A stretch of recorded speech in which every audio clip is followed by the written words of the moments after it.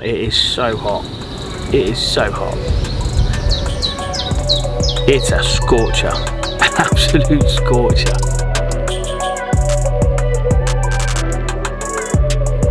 It was quite difficult to get because it was trying to find a gravelly spot where I could actually present a much shorter rig, so the bait presentation would be optimal for that location being on gravel. But eventually I found it, built the rig accordingly to the substrate, and then kaboom, here we go.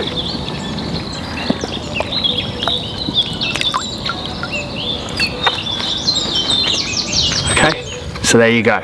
That is the rig that I use for a hard bottom. A very simple knotless knot onto the hook, down to a crane swivel. These are size 8 because then they fit in lead clips, or if you want to pull them into a lead as well. And then the only thing that I have a little bit different is on the hair I use one of our pellet plugs, and that is just to retain the bait in position. So if my thumb is the bait, instead of the bait falling down to the hook, I can just then slide the pellet plug up and it stops it falling down. That then creates that separation between the hook and the bait all the time, so there's always going to be movement there. That is it. A very, very simple knotless knot hair rig.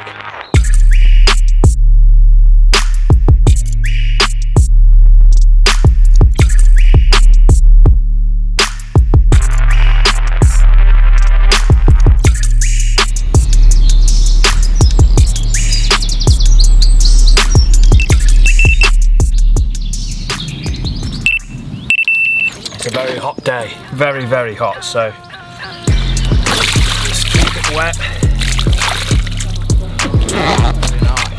Right, let's pop this one back because it is hot. We don't want to keep the cats out in the day when it's hot too much at all, otherwise it's going to dry up all the mucus. Off we go. That was cool, wasn't it? That was really cool to be able to get it on camera as well, to show you just how deliberate that hit was.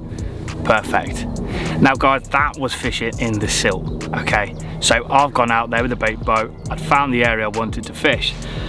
Being very close to an obvious feature, I thought I've got to fish it, even more so in the silt, but tactics wise, we'll look at that another day, but let's just concentrate on rigs. So that's what I'll use on a hard bottom, but knowing that I'm out there and leading around as well as the echo on the boat, I can actually figure out that it's around about 5 or 6 inches of silt.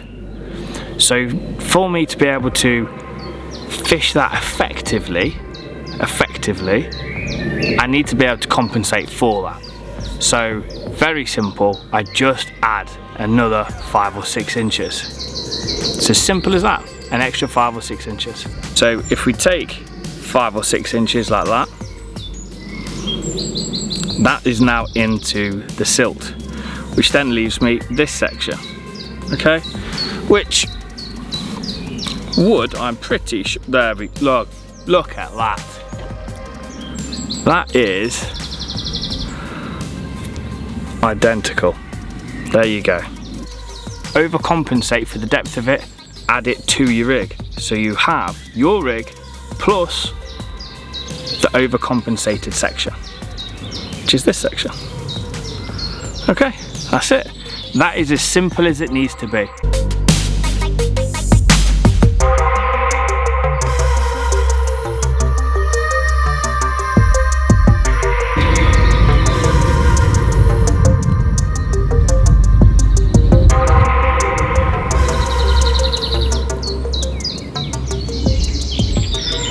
Right, so the evening is drawing in now, which means these rods are going to be really, really busy. So I'm going to sign out now. I'm going to say, I hope you enjoyed it. I hope you learned something that you can apply it to your own angling. And above all, have fun. See you next time.